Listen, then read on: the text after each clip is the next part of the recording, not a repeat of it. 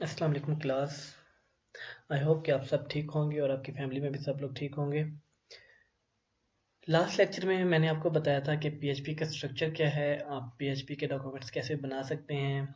फिर हमने पीएचपी के कुछ फंक्शंस देखे थे, बिल्ट इन फंक्शंस, फिर उसका सिंटैक्स देखा था, कमेंट्स देखे थे और ये देखा था कि पीएचपी केस सेंसिटिव है या नहीं, वेरिएबल्स कैसे डिक्लेयर करते हैं, एक्सेट्रा एक्सेट्रा। आज के लेक्चर में मैं आपको बताऊंगा कि आप पीएचपी को अपने फॉर्म्स के साथ कैसे कनेक्ट कर सकते हैं, अपने डेटा को डेटाबेस में कैसे भेजेंगे, हम डेटाबेस से चीज़ें कैसे लेकर आएंगे और उसको शो कैसे करवाएंगे। इसके अलावा कुछ फंक्शन हैं पीएचपी के, जैसे रिक्वायर है, इंक्लूड है, एग्जिट है, डाई है। उनको देखेंगे कि वो हम कैसे यूटिलाइज कर सकते हैं और उनमें क्या डिफरेंसेस हैं। तो सबसे पहले तो पीएचपी की इंक्लूड, अगर आपने पीएचपी में कोई भी फाइल्स इंक्लूड करनी है तो वो आप दो तरह से कर सकते हैं। एक तो रिक्वायर का फंक्शन है और एक है इंक्लूड का फंक्शन। इंक्लूड करने फाइल्स इंक्लूड करने का हमें कब ज़रूरत पेश आती है? ये तब होता है जब आपके पास एक ही फाइल, एक ही चीज़ मल्टीपल पेजेस पे पड़ी हो और वो चेंज ना हो रही हो। लाइक आपका मेन्यू है, वो through out the website same रहता है। अब आपके पास अगर 6 पेजेस हैं वेबसाइट में, तो आपको वो मेन्यू का जो कोड है वो 6 दफ़ा लिखना पड़ेगा हर पेज के ऊपर। तो इस चीज़ से बचने के लिए हम क्या करते हैं, वो मेन्यू वाला जो कोड होता है उसको एक फाइल में रख देते हैं। उस फाइल को फिर हर 6 पेजेस पे इंक्लूड करवा देते हैं। तो इससे हमारी जो कोड की एफिशिएंसी है वो इंक्रीज हो जाती है। तो जहाँ पे भी आपका कोड रिपीट हो रहा होगा मल्टीपल पेजेस पे, आप उस कोड को उठाएंगे, एक अलग फाइल में रख देंगे और उस फाइल को फिर हम इंक्लूड करवा देते हैं अपने मेन पेजेस पे। अब दो फंक्शन हैं, एक है रिक्वायर का और एक है इंक्लूड का। दोनों का पर्पस सेम है कि वो जो आउटसाइड वाली फाइल्स हैं उनको उन्होंने इंक्लूड करवाना है। उनका जो कोड है उसको उस स्पेसिफिक जगह पे पेस्ट कर देंगे। लेकिन इसमें सिर्फ एक फ़र्क ये है कि रिक्वायर जब आप फंक्शन यूज़ करेंगे उसमें आपने कोई फाइल इंक्लूड करवाई है और वो फाइल वहाँ पे अवेलेबल नहीं है, एग्जिस्ट नहीं करती, तो आपका जो स्क्रिप्ट है उस रिक्वायर की स्टेटमेंट के बाद एग्जीक्यूट नहीं होगा, क्योंकि आपका फैटल एरर आ जाएगा। और इंक्लूड में ये होगा कि आपकी अगर फाइल उसको नहीं मिलती तो वो जस्ट एक वार्निंग शो करेगा और आपका जो स्क्रिप्ट है वो चलता रहेगा उसके आगे। ठीक है। रिक्वायर क्या करेगा, आपकी जो फाइल है अगर उसको नहीं मिली तो वो वहीं पे एरर शो करवा के आपके स्क्रिप्ट को रोक देगा, आपके पीएचपी के स्क्रिप्ट को, पीएचपी के कोड को रोक देगा। उससे आगे वाली स्टेटमेंट्स आपकी एग्जीक्यूट नहीं होगी। इंक्लूड में क्या होगा, अगर उसको फाइल नहीं मिली तो वो एक वार्निंग शो करेगा, लेकिन उससे आगे वाली जो भी आपकी लाइन ऑफ कोड्स हैं वो चलती रहेंगी। ठीक है। दो डिफरेंसेस हैं ये वाले। रिक्वायर हम तब यूज़ करते हैं जब हमें कोई भी फाइल एसेंशियली रिक्वायर्ड होती है हमारी वेबसाइट के लिए। लाइक मेन्यू की फाइल, अगर हमने अपनी वेबसाइट पे मेन्यू बनाया हुआ है और हम चाह रहे हैं कि वो मेन्यू हमेशा उसको शो हो, तो क्या होगा कि हम रिक्वायर का जो फंक्शन है वो यूज़ करेंगे। लेकिन अगर तो हमारे पास कोई भी फाइल है जिसको जो ऑप्शनल है, जिसको हम स्किप कर सकते हैं, फिर हम क्या करेंगे, उसके लिए इंक्लूड का फंक्शन यूज़ करेंगे कि अगर वो स्किप हो भी जाए तो हमारी जो वेबसाइट है उसकी फंक्शनैलिटी के ऊपर उसका फ़र्क, उसका जो इम्पैक्ट है वो नहीं होगा। इसकी कुछ एग्जांपल देख लेते हैं। ये आपका असाइनमेंट 3 का ही कोड है, इसको मैंने थोड़ा सा मॉडिफाई किया है। जो बीच में वाला सेक्शन था, जो सेंटर वाला सेक्शन, वो मैंने स्किप कर दिया है। वहाँ पे जस्ट एक H1 का टैग डाला हुआ है, वेलकम टू पेज 1। ठीक है। अब यहाँ पे एक आपका मेन्यू है और एक फुटर है। अगर तो मुझे इसी पेज से मल्टीपल पेजेस और बनाने हो, like this is your page 2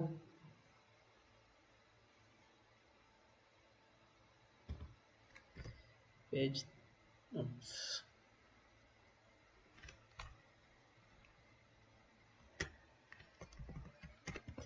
page 3 and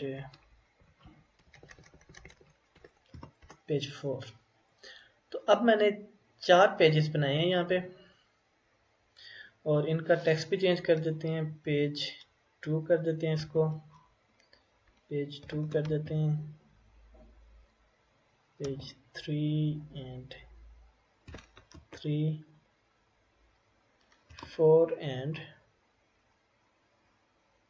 4। ठीक है, अब हमारे पास 4 डिफरेंट पेजेस हैं। अब इन 4 पेजेस में जो नेव बार है, जो कि हमारा मेन्यू है, वो कांस्टेंट है, वो चेंज नहीं हो रहा। तो हम क्या कर रहे हैं, हम अपने हर पेज में ये जितनी भी लाइंस हैं आपकी, ये रिपीटेडली लिख रहे हैं। तो हमारी जो कोड की एफिशिएंसी है, कोड लिखने की एफिशिएंसी है, वो डिक्रीज हो रही है।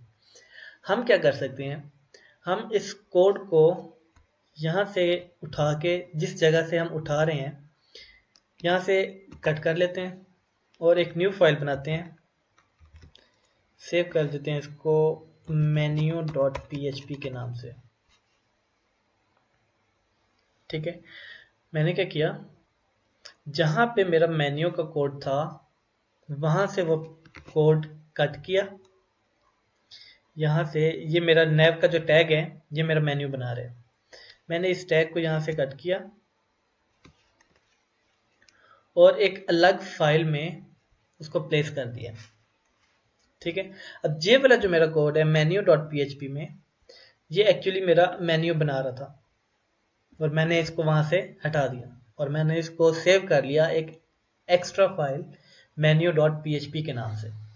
ठीक है, सेव, सबसे पहले तो इनकी एक्सटेंशंस भी चेंज होंगी, क्योंकि HTML है, हमें PHP चाहिए, तो HTML की जगह पे हम PHP कर देंगे इनको।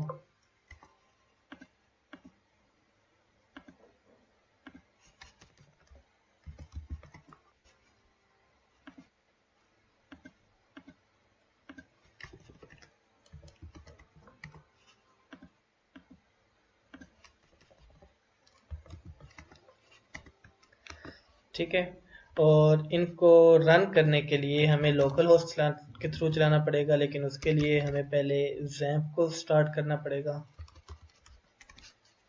XAMPP में हम स्टार्ट करेंगे अपाचे और MySQL। ये मैंने आपको इसका मेथड बता दिया, अगर किसी के एरर्स आ रहे थे तो वो कैसे सॉल्व करेंगे। फिर मैंने जो कोड है वो रखा हुआ है htdocs के अंदर, लेक्चर 10 का एक फोल्डर बनाया हुआ है, और उसके अंदर मेरे ये कोड्स पड़े हैं। तो मैं क्या करूँगा, यहाँ पे लिखूँगा लोकल होस्ट, और अगर किसी ने पोर्ट चेंज की हुई है तो वो लिखेंगे :8080 स्लैश, और आगे फोल्डर का नाम लेक्चर 10 स्लैश पेज 1.php। ठीक है, अगर पोर्ट चेंज की हुई है। मैंने पोर्ट चेंज नहीं की हुई तो मैं 8080 नहीं लिखूंगा और मैं डायरेक्टली इसको ऐसे रन करूंगा, तो मेरा जो पेज है वो रन हो जाएगा। अब मैंने चेंज किया था पेज 3 के ऊपर, आई गेस जी, पेज 3 के ऊपर। तो जब मैं पेज 3 रन करूंगा तो यहाँ पे इस पेज के ऊपर मेरा जो मेन्यू है वो नहीं आएगा, क्योंकि मेन्यू यहाँ से मैंने कट कर लिया था। अब मेन्यू मुझे यहाँ पे इस पेज पे वापस भी लाना है, तो मैं यहाँ पे क्या करूँगा, PHP का एक टैग लगाऊंगा। ठीक है, और इसके अंदर लिख दूंगा रिक्वायर REQUIRE, या फिर इंक्लूड का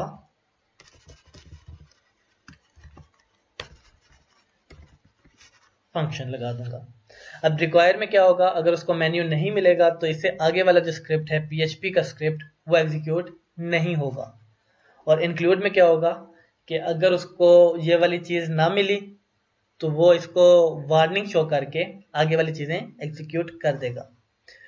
तो कैसे करेंगे जी, हमें चाहिए यहाँ पे क्या, menu.php।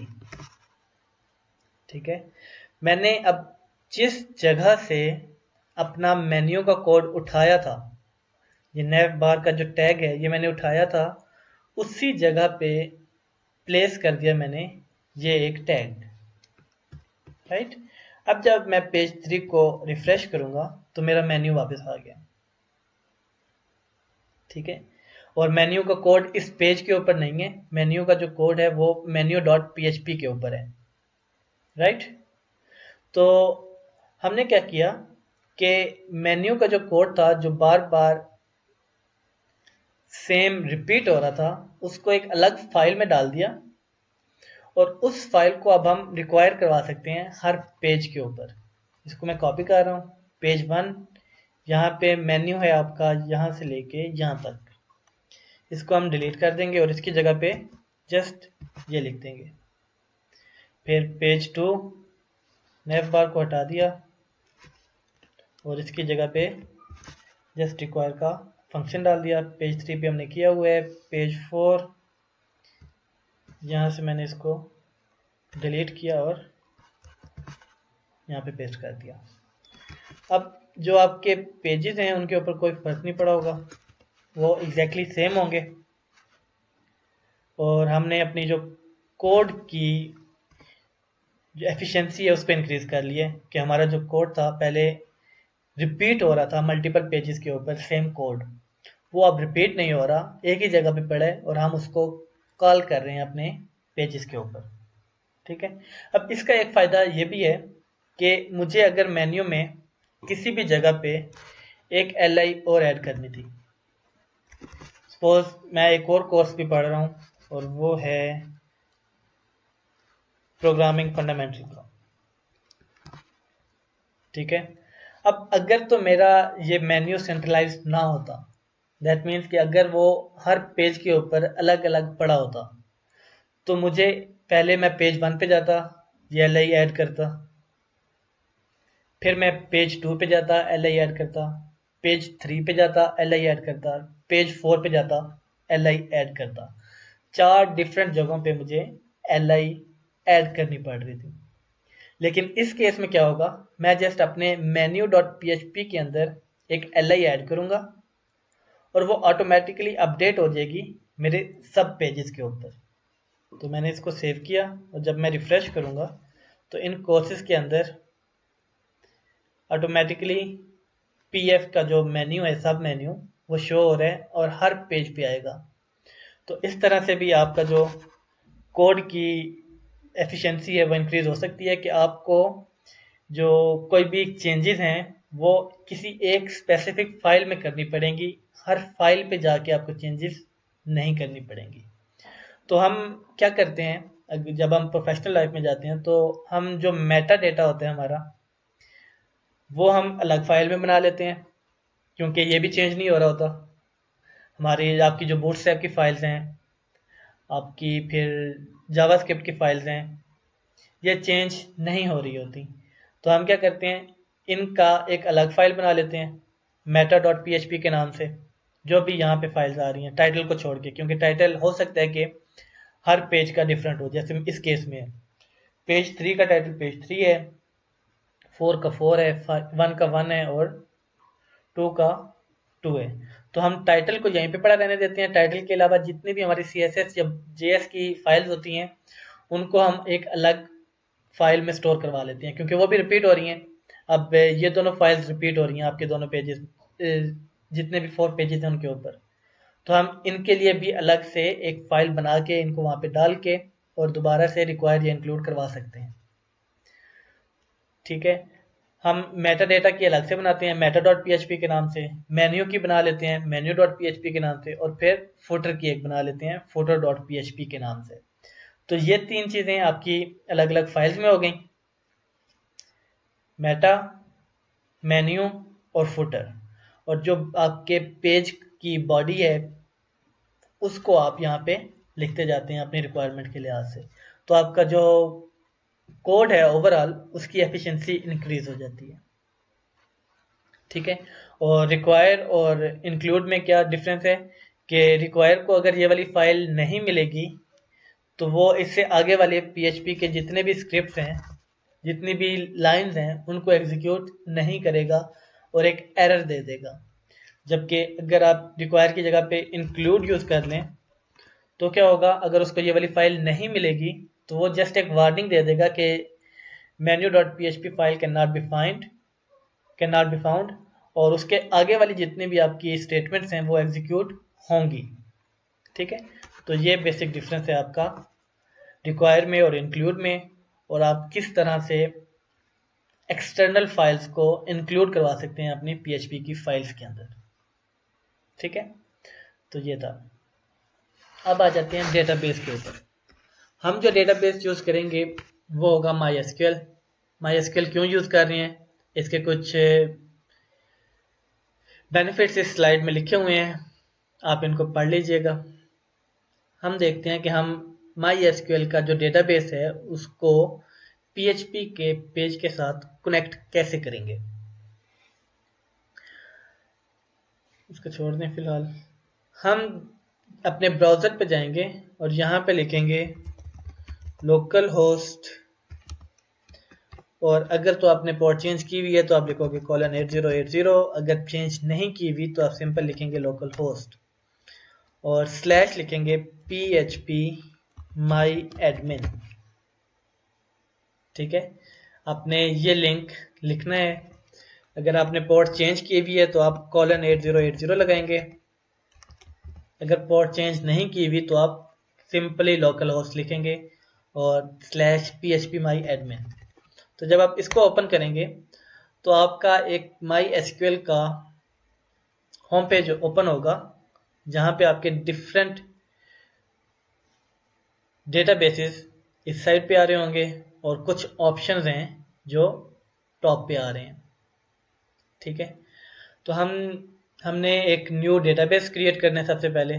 तो मैं लेफ्ट साइड पे सबसे टॉप पे न्यू का एक वर्ड लिखा हुआ है, मेन्यू है, इसके ऊपर क्लिक करूंगा तो ये मुझे ले आएगा इस पेज के ऊपर।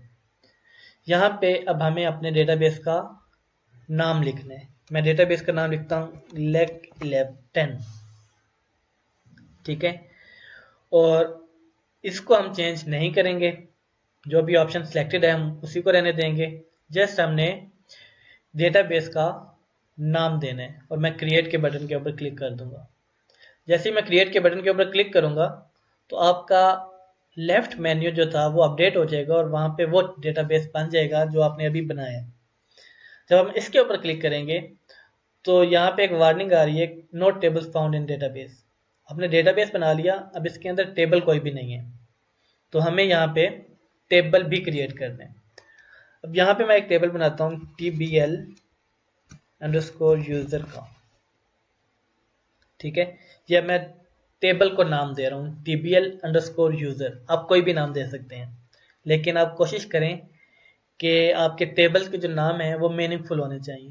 लाइक यहाँ पे मैं ABC भी कर सकता हूँ, लेकिन ABC मीनिंगफुल नहीं है। मैं क्या कर रहा हूँ tbl_user कि ये वाला जो टेबल है इसमें इंफॉर्मेशन कौन सी होगी, यूज़र से रिलेटेड जो भी है। नंबर ऑफ कॉलम्स आप यहाँ पे 4 होते हैं बाय डिफ़ॉल्ट, आप ज़्यादा भी कर सकते हैं, कम भी कर सकते हैं, लेकिन ये बाद में चेंज हो जाता है। ये नहीं है कि आपने अगर 4 कर दिया तो आपको इसके बाद 4 कॉलम्स ही इसमें ऐड करने हैं लाजमी, तो ये लाजमी नहीं है। अगर यहाँ पे 4 हैं, आप डिज़ाइन में गए हुए हैं, आपको 5th भी चाहिए तो आप वहाँ से भी ऐड कर सकते हैं। ये इनिशियली हम जस्ट करते हैं कि हमें कितने कॉलम्स रिक्वायर्ड हैं। तो यहाँ पे आप 4, 5, 6 जितने भी आपको चाहिए आप इंक्रीज कर सकते हैं, डिक्रीज कर सकते हैं, और फिर आप क्लिक करेंगे इस गो के बटन के ऊपर। यहाँ पे क्लिक किया तो ये मुझे लेके आएगा टेबल के स्ट्रक्चर के ऊपर। ठीक है, मैंने वहाँ पे 4 कॉलम्स लिखे थे, तो मुझे 4 जो कॉलम्स हैं उनके नेम्स भी लिखने होंगे। ये सब चीज़ें आपने डेटाबेस के कोर्स में पढ़ी होंगी ऑफ कोर्स। अब अगर तो मुझे इन 4 के अलावा एक 5th कॉलम भी चाहिए, तो टॉप पे लिखा हुआ है add multiple columns, n columns. तो मैं अगर यहाँ पे 2 करके गो करूँगा तो 2 और कॉलम्स यहाँ पे ऐड हो जाएंगे। अगर मुझे कुछ और चाहिए, मैं 2 करके दोबारा करूँगा तो यहाँ पे कॉलम्स ऐड होते जाएंगे। अब सबसे पहली चीज़ होती है आपके टेबल में कि आपने उसमें अब हर टेबल की प्राइमरी की क्रिएट करनी होती है, और प्राइमरी की को हम हमेशा आईडी के नाम से मोस्टली यूज़ करते हैं। तो मैं यहाँ पे आईडी का नाम आईडी यूज़ करूँगा। डेटा टाइप इसकी हमेशा इंट होती है क्योंकि प्राइमरी की आपकी न्यूमेरिक फॉर्म में होती है। ठीक है, फिर हमने क्या करना है, इसको जब हम स्क्रॉल राइट करेंगे, यहाँ पे है एक a_i ऑटो इंक्रीमेंट। हम अपनी आईडी को हमेशा ऑटो इंक्रीमेंट करते हैं कि अगर इसमें पहली रो इंसर्ट हो इस टेबल के अंदर तो उसकी आईडी हमेशा 1 हो, सेकंड रो हो आईडी 2 हो जाए, आईडी 3, 4, 5 एंड जितने भी आप रिकॉर्ड्स ऐड करते जाएंगे आपकी जो आईडी है वो ऑटोमेटिकली इंक्रीज हो रही है, आपको आईडी सेट करने की ज़रूरत नहीं पड़ेगी। तो हम एआई के नीचे ऑटो इंक्रीमेंट के नीचे जो चेक बॉक्स है उसको चेक कर देंगे। जैसे ही चेक करेंगे तो आपके पास ये एक जो बॉक्स है ये ओपन होगा। ये वो कह रहा है कि आपने ऑटो इंक्रीमेंट किया है, तो दैट मीन्स आप इसको प्राइमरी की बनाना चाह रहे हैं। तो हम इसमें कुछ भी चेंज नहीं करेंगे, हम जस्ट एक गो का बटन है उसको क्लिक कर देंगे। तो अब क्या हुआ है कि आपका जो ये वाला कॉलम है ये आपकी प्राइमरी की बन गया है टीबीएल यूज़र का। टीबीएल यूज़र के टेबल की प्राइमरी की आईडी बन गई है और इसको हमने ऑटो इंक्रीमेंट कर दिया। ठीक है, ऑटो इंक्रीमेंट का क्या मतलब है कि ये वाली आईडी ऑटोमेटिकली जनरेट होगी और इंक्रीमेंट होती रहेगी, हमें इसको बार बार चेंज करने की ज़रूरत नहीं है। सेकंड पे मुझे चाहिए नेम और थर्ड पे मुझे चाहिए ईमेल। अब नेम मेरा इंटीजर उसकी डेटा टाइप नहीं हो सकती, तो मैं इसको या तो वारचार करूँगा या फिर टेक्स्ट करूँगा। वारचार में अगर मैं इसको वारचार करता हूँ तो मुझे फिर इसकी लेंथ भी देनी होगी कि मेरा नेम जो है वो मैक्सिमम 200 कैरेक्टर्स का हो सकता है। ठीक है, अगर मैं यहाँ पे डेटा टाइप सेलेक्ट करूँगा वारचार तो मुझे उसकी लेंथ भी देनी होगी कि इस कॉलम के अंदर जो नेम जिसको मैंने नेम का नाम दिया है उसके अंदर जो डेटा है उसकी लेंथ मैक्सिमम कितनी हो सकती है। मैक्सिमम 200 हो सकती है लेकिन 200 से कम हो सकते हैं। और अगर मैं इसको कर देता हूँ डेटा टाइप टेक्स्ट तो मुझे लेंथ देने की ज़रूरत नहीं है। ठीक है, इसमें अब ईमेल में हम 2 कैरेक्टर्स भी सेव करवा सकते हैं, 20, 200, 2000, 20,000, हम जितने भी कैरेक्टर्स चाहें सेव करवा सकते हैं क्योंकि इसकी डेटा टाइप है टेक्स्ट। लेकिन नेम को हमने डेटा टाइप दी थी वारचार की, तो दैट मीन्स कि इसके अंदर हमें लेंथ प्रोवाइड करनी होगी।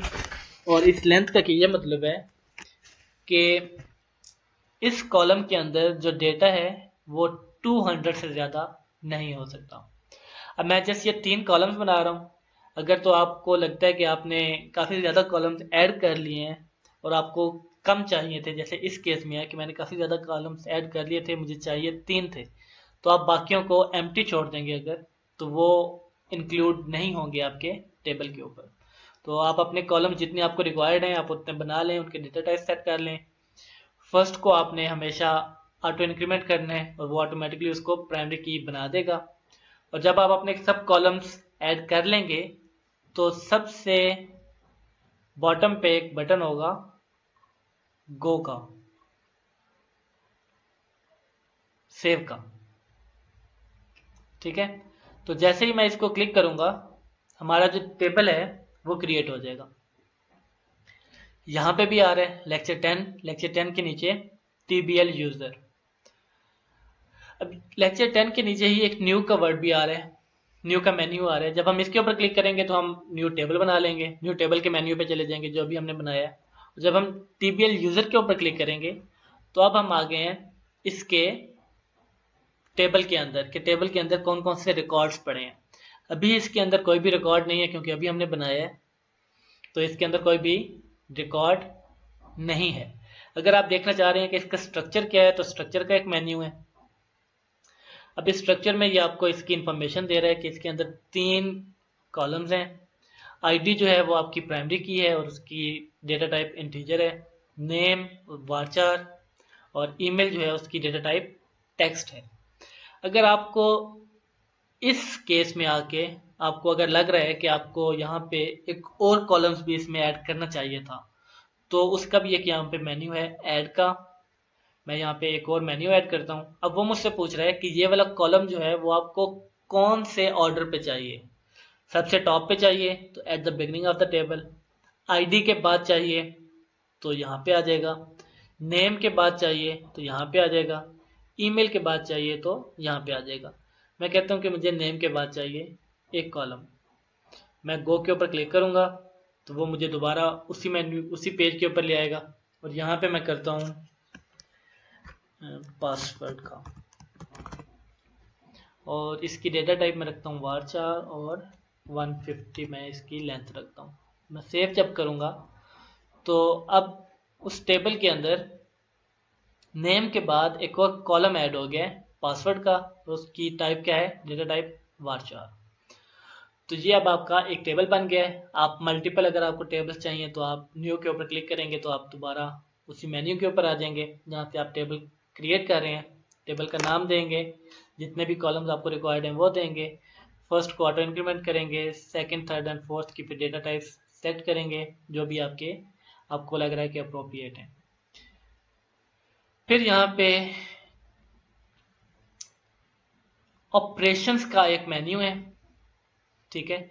इस ऑपरेशंस के मेन्यू पे सबसे लास्ट में दो ऑप्शन हैं। अगर आपको लगता है कि आपको ये टेबल नहीं चाहिए, मजीद इस टेबल की रिक्वायरमेंट आपकी नहीं है, तो आप इसको डिलीट कर सकते हैं, डिलीट द टेबल।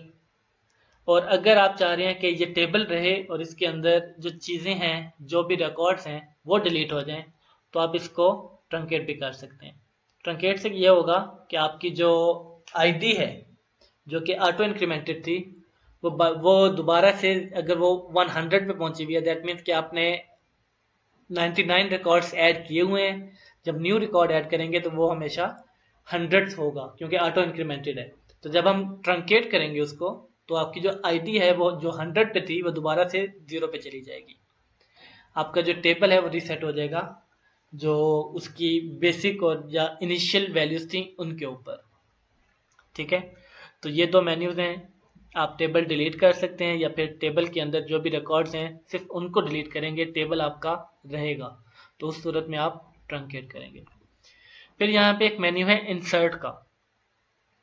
जब आप इसके ऊपर क्लिक करोगे तो वो आपसे चीज़ें पूछेगा कि आप अगर अपने टेबल में चीज़ें ऐड करना चाहते हैं मैनुअली तो वो आप इस मेन्यू को यूज़ करते हुए करेंगे। आईडी हमारी ऑटो इंक्रीमेंटेड थी तो आईडी हम यहाँ पे प्रोवाइड नहीं करेंगे। मैं यहाँ पे नेम लिखता हूँ अली, पासवर्ड होगा उसका ali123 और ईमेल है उसकी ali@ali.com, ठीक है। और फिर मैं यहाँ पे क्लिक कर दूंगा गो को। ये बाय डिफॉल्ट आपको दो कॉलम्स दो रिकॉर्ड्स ऐड करने का ऑप्शन देता है। एट अ टाइम आप दो रिकॉर्ड्स जो हैं वो ऐड करवा सकते हैं। तो हम सेकंड भी कर लेते हैं साथ ही, अगर सेकंड ना भी करें तो भी आपका एक रिकॉर्ड हो जाएगा। तो यहाँ पे मैं करता हूँ अहमद123 उसका पासवर्ड और इसकी ईमेल है ahmed@ahmed.com, ठीक है। अब मैं दो रिकॉर्ड्स ऐड कर रहा हूँ और मैं आईडी किसी को भी प्रोवाइड नहीं कर रहा, तो क्या होगा, इस रिकॉर्ड की आईडी ऑटोमेटिकली 1 हो जाएगी और इसकी ऑटोमेटिकली 2 हो जाएगी, ठीक है। तो मैं गो के ऊपर क्लिक करूंगा और जब मैं ब्राउज में जाऊंगा, अब यहाँ पे इसने टॉप पे आपको एक क्यूरी भी लिख दी है कि ये वाली क्यूरी एग्जीक्यूट हुई है जब हमने इंसर्ट की चीज़ें ऐड की थी। इंसर्ट इनटू टेबल नेम, कौन कौन से कॉलम्स और वैल्यूज। ब्राउज किया, जब हम ब्राउज पे आएंगे तो वो दोनों हमारी जो हमने जो डेटा इंसर्ट किया था वो इस टेबल के अंदर शो हो रहा है, ठीक है। हमने अली ऐड किया था, हमने अहमद ऐड किया था, आईडीज हमने जो थी वो प्रोवाइड नहीं की थी, तो वो ऑटो इंक्रीमेंट होके यहाँ पे सेट हुई, ठीक है। अब अगर मैं अहमद वाला रिकॉर्ड है वो डिलीट कर देता हूँ, मैं डिलीट के ऊपर क्लिक करूंगा, वो मुझसे पूछेगा कंफर्म का, मैं कंफर्मेशन दूंगा, तो वो रिकॉर्ड आपका डिलीट हो गया। ठीक है, अब हमारी आईडी है 1। ठीक है, अब अगर इस टेबल में न्यू रिकॉर्ड आएगा तो उसकी आईडी 2 होनी चाहिए, लेकिन उसकी आईडी 2 नहीं होगी, क्योंकि 2 ऑलरेडी, जो आईडी 2 थी ऑलरेडी इंसर्ट हो चुकी थी। अब हमारा जो आईडी वाला ऑटो इंक्रीमेंटेड वेरिएबल है वो 3 पे है। तो अब अगर हम इसमें इंसर्ट करेंगे दोबारा से अहमद का डेटा, अहमद 1 2 3 ahmed@ahmed.com, जब मैंने दोबारा ऐड किया तो इसकी आईडी होगी 3। ठीक है, तो ऑटो इंक्रीमेंट आपका जहां पे था वहीं पे ये रहेगा। अब आपका ऑटो इंक्रीमेंट है 4 पे, और अगर मैं इन दोनों को डिलीट कर देता हूँ, इन दोनों रिकॉर्ड्स को डिलीट कर देता हूँ, इस टेबल में अभी कोई भी रिकॉर्ड नहीं है, लेकिन हमारा जो ऑटो इंक्रीमेंट है वो ऑटोमेटिकली अभी हमें पता है कि वो 4th इंडेक्स पे है। तो अब जब मैं इंसर्ट करूंगा अपना न्यू डेटा, ali123ali@ali.com, तो इस रिकॉर्ड की आईडी आपकी आएगी 4, क्योंकि ऑटो इंक्रीमेंट बैक नहीं जाता। सॉरी। तो अगर तो हमें आईडी को भी रीसेट करना है तो हम क्या करेंगे, ऑपरेशंस में जाएंगे और टेबल को करेंगे ट्रंकेट। ट्रंकेट करने से क्या होगा कि हमारी जो भी वेरिएबल्स हैं वो अपनी इनिशियल वैल्यूज पे चले जाएंगे। लाइक अभी हमारी आईडी जो थी वो 4 पे है, जब मैं इसको ट्रंकेट करूंगा तो इसके अंदर जितना भी डेटा है वो डिलीट हो जाएगा और जो भी वेरिएबल्स हैं वो रीसेट हो जाएंगे। ओके किया, इसके अंदर जितना भी टेबल वो डेटा था डिलीट हो गया। अब जब मैं इसमें चीज़ें इंसर्ट करूंगा, ali123 और ali@ali.com, तो अब इस रिकॉर्ड की जो आईडी है वो 1 होगी, क्योंकि हमने उसको जब ट्रंकेट किया तो आईडी रीसेट हो गई। रीसेट होगी तो वो 1 पे चलेगी। तो रीसेट का ये फंक्शन है, ट्रंकेट का ये फंक्शन है कि आपके जो वेरिएबल्स हैं जो कि बाय डिफ़ॉल्ट या फिर ऑटो इंक्रीमेंटेड हो रहे होते हैं वो अपनी इनिशियल वैल्यूज़ पे चले जाते हैं। फिर यहाँ पे 2 मेन्यूज़ हैं, और इंपोर्ट का और एक्सपोर्ट का। अगर तो आप एक्सपोर्ट के ऊपर क्लिक करते हैं तो आप अपने इस टेबल को एक्सपोर्ट कर रहे हैं इस पीसी से, और गो के ऊपर जब आप बाकी चीज़ें जो हैं वो चेंज नहीं करेंगे, गो के ऊपर क्लिक करेंगे तो आपका जो टेबल है वो डाउनलोड हो जाएगा .sql की एक्सटेंशन के साथ। अब आप इस टेबल को किसी और पीसी में, किसी और डेटाबेस में यूज़ कर सकते हैं। कैसे करेंगे, हम यहाँ पे क्लिक करेंगे इंपोर्ट पे। लाइक अगर मैं ये टेबल यहाँ से डिलीट कर देता हूँ, ऑपरेशंस और डिलीट टेबल, टेबल मेरा डिलीट हो गया। ठीक है, अब मैं इसमें करता हूँ इंपोर्ट, और इंपोर्ट करता हूँ वही वाली फाइल जो मैंने अभी डाउनलोड की है, tbl यूज़र। गो करूँगा तो वो मेरा टेबल जो है वो वापस आ गया है इस डेटाबेस के अंदर, और उसके अंदर जितने भी रिकॉर्ड्स थे वो भी इसके साथ आएंगे। तो अगर आपने कोई भी टेबल किसी दूसरे उसमें लैपटॉप में, किसी और मशीन में यूज़ करना है तो आप उसको पहले एक्सपोर्ट करेंगे, वहाँ पे इंपोर्ट कर देंगे। और अगर आपको पूरा डेटाबेस चाहिए और वो आपने लेके जाना है किसी और पीसी में, किसी और इन्वायरमेंट में, तो आप डेटाबेस के ऊपर क्लिक करेंगे, फिर आप एक्सपोर्ट करेंगे, फिर आप जब इंपोर्ट करेंगे तो आपका पूरा डेटाबेस जिसमें जितने भी टेबल्स हैं, हर टेबल में जितने रिकॉर्ड्स हैं वो सब इंपोर्ट हो जाएंगे आपके दूसरे लैपटॉप के अंदर, मशीन के अंदर। ठीक है, तो इस तरह से आप अपने जो डेटाबेसेस हैं या टेबल्स हैं उनको इंपोर्ट या एक्सपोर्ट कर सकते हैं। फिर यहाँ पे अगर मैं किसी टेबल पे जाऊँ तो यहाँ पे एक ऑप्शन है एसक्यूएल का।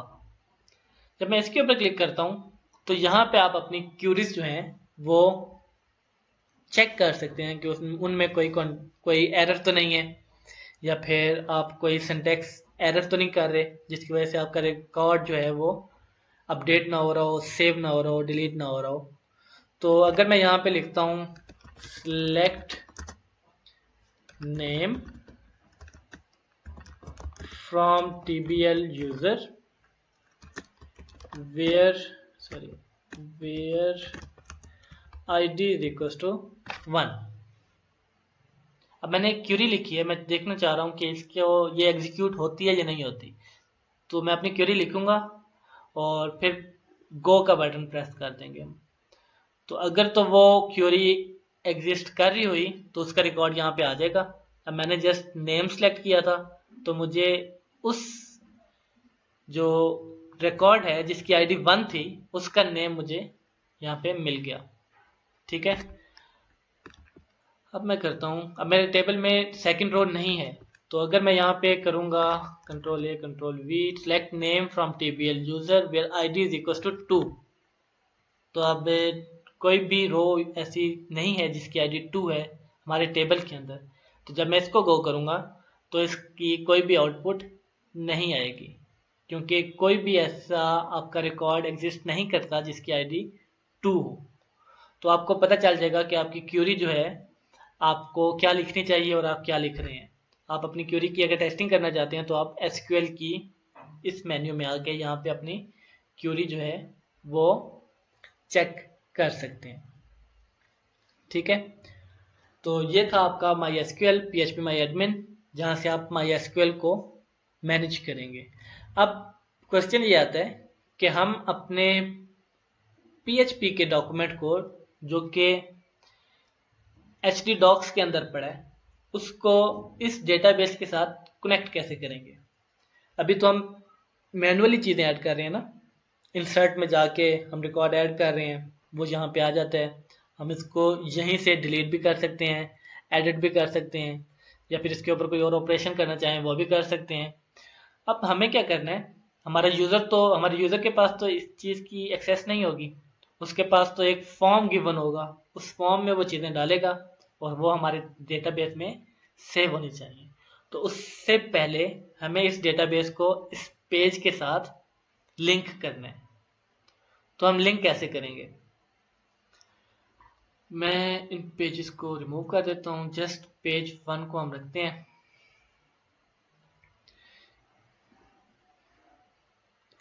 हमें सबसे पहले तो एक कनेक्शन एस्टेब्लिश करना है अपने डेटाबेस के साथ। ठीक है, तो मैं PHP का एक टैग लगाऊंगा।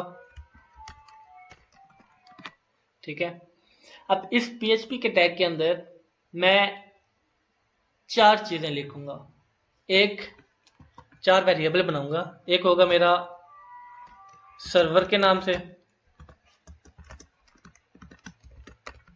फिर होगा मेरा यूजर नेम के नाम से, फिर होगा मेरा पासवर्ड के नाम से,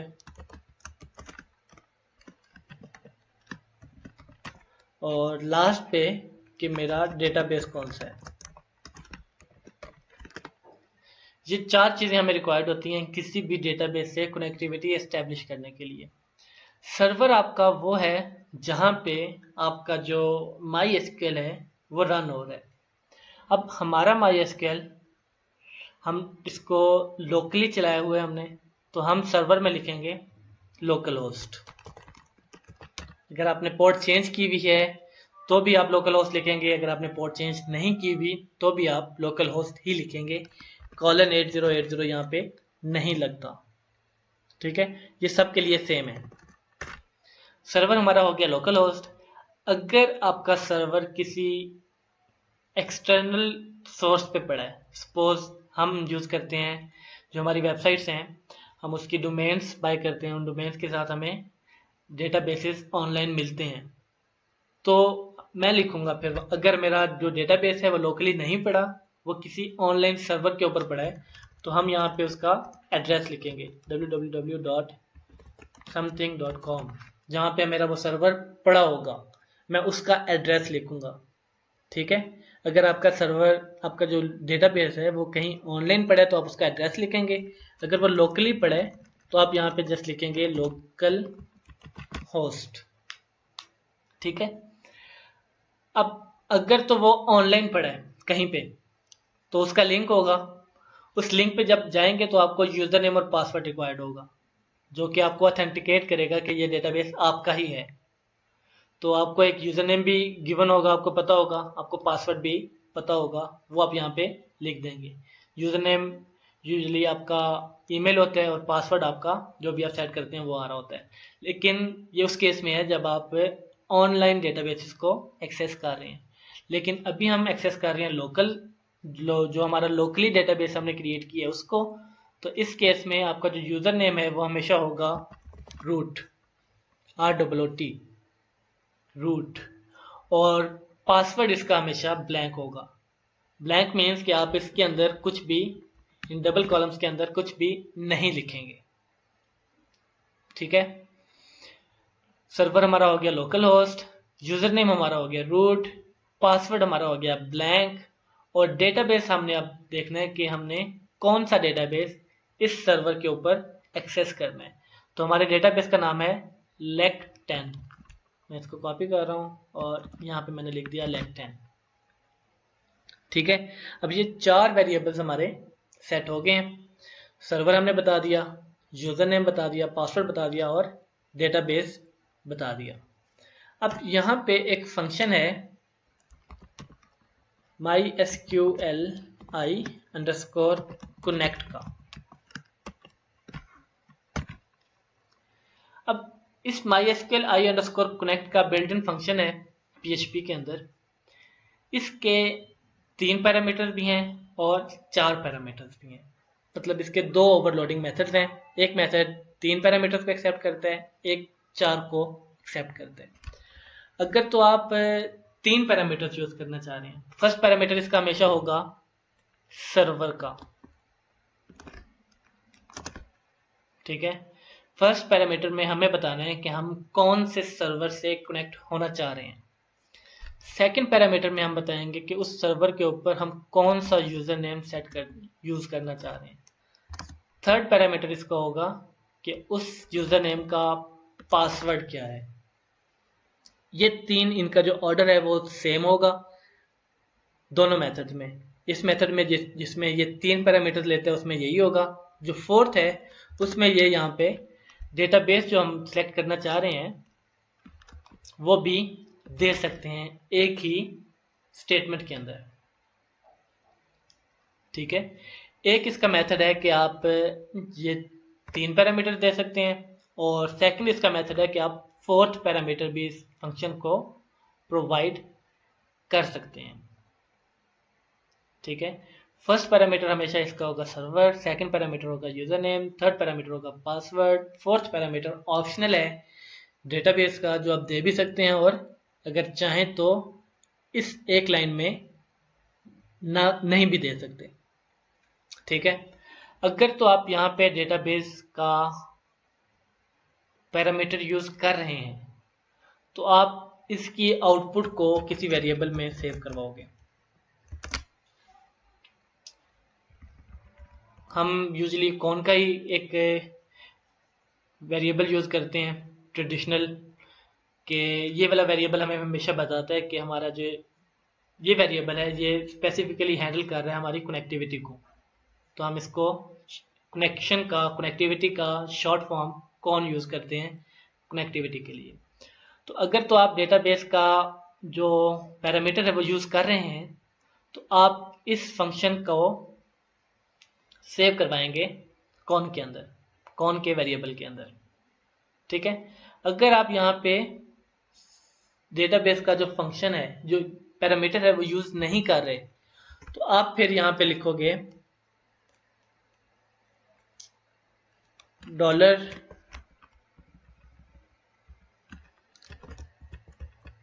$n के साथ कौन इज इक्वल टू mysqli_select_db। ये फंक्शन यूज करेंगे। अगर आप ऊपर ही अपना डेटाबेस सिलेक्ट नहीं कर रहे तो आपको एक एक्स्ट्रा फंक्शन कॉल करना पड़ेगा, और यहाँ पे आप लिखोगे अपने डेटाबेस का नाम। ठीक है, तो जो ऑप्टिमम और ऑप्टिमल अप्रोच है वो यही है कि आप अपना जो डेटाबेस है उसको एक ही लाइन में यूज़ करें। दैट मीन्स कि आप फोर्थ जो पैरामीटर है उसके अंदर ही डेटाबेस यूज़ कर लें, आपको एक्स्ट्रा कमांड लिखने की ज़रूरत नहीं पड़ेगी।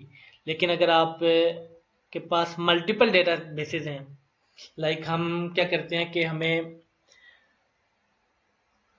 हमारा जो डेटा है वो एक जगह पे हम नहीं रखते, हम उसको मल्टीपल डेटाबेसेस पे सेव करवा रहे होते हैं जब हम ऑनलाइन वेबसाइट्स पे काम कर रहे होते हैं, ताकि अगर हमारा एक डेटाबेस हैक हो, उसके ऊपर कोई अल्टरेशन करे कोई हैकर या रिकॉर्ड्स डिलीट कर दे, तो हम फुली ब्लाइंड ना हो जाएं। तो उस केस में हम अपनी जो क्यूरीज हैं वो मल्टीपल डेटाबेसेस को एट अ टाइम भेज रहे होते हैं कि हमारे मल्टीपल डेटाबेसेस अपडेटेड रहें। तो अगर हमारा कोई भी एक डेटाबेस डाउन हो जाता है किसी भी एक टाइम पे, तो हम सेकेंड थर्ड या फोर्थ डेटाबेस को यूज़ करके अपने जो डेटा है उसको रिकवर कर सकते हैं। तो अगर तो आपका एक ही डेटाबेस है थ्रू आउट द वेबसाइट, तो ये अप्रोच सबसे बेस्ट है कि आपको जस्ट एक ही चीज़, एक ही database throughout the website use करना है, तो आप कौन का वेरिएबल यूज़ कर लेंगे।